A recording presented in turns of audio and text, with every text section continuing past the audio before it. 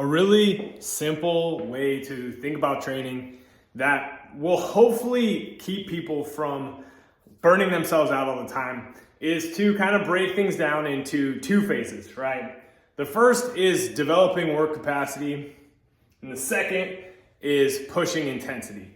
I'm not really a giant proponent or I really think a lot of things can work. If you like to have a periodized approach where, we focus on strength for a period of time and then we focus on moving things faster and then we peak, you can totally do that. I think also concurrent training, I think is just more fun. So meaning working on certain physical qualities all the time, I think is more enjoyable. And, I think depending on your goals and your approach, you can make a lot of different things work. But I think what people do a lot and what holds people back is they are basically trying to do this kind of linear progression, just trying to maximize everything all the time.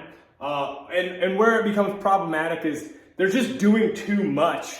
They're just hitting themselves too hard while trying to do this, right?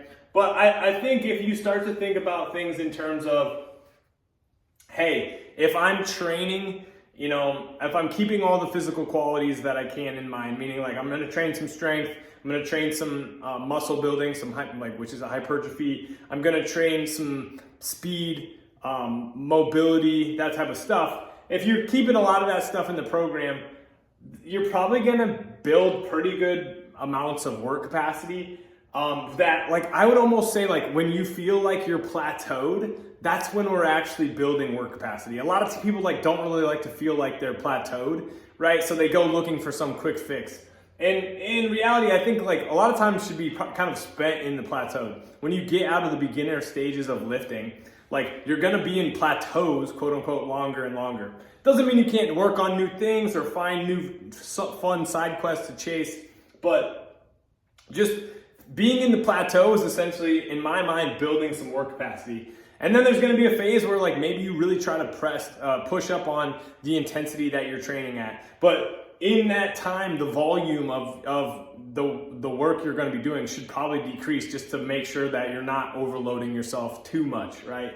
So I do kind of thinking about it in this stepwise mechanism. And you can ask if clients you work with, hey, are we more in a work capacity building stage, right? Or are we more on let's push for new PRs type of stage? When you give people a framework to hang on to, a lot of times it helps them create some clarity in what they're trying to do, which allows us to stop spinning our wheels, stop beating ourselves up, and ultimately make the progress, which is fun. So I don't know if this will help you. If you do find it helpful, I hope you can implement it in some way, shape, or form. But I like to think about it hey, are we building some work capacity? Or are we trying to push? Doesn't mean you can't do a little bit of both at the same time, but I do think having kind of a seasons approach to this can be really advantageous. That's all I got for today. Thanks for being here. Peace.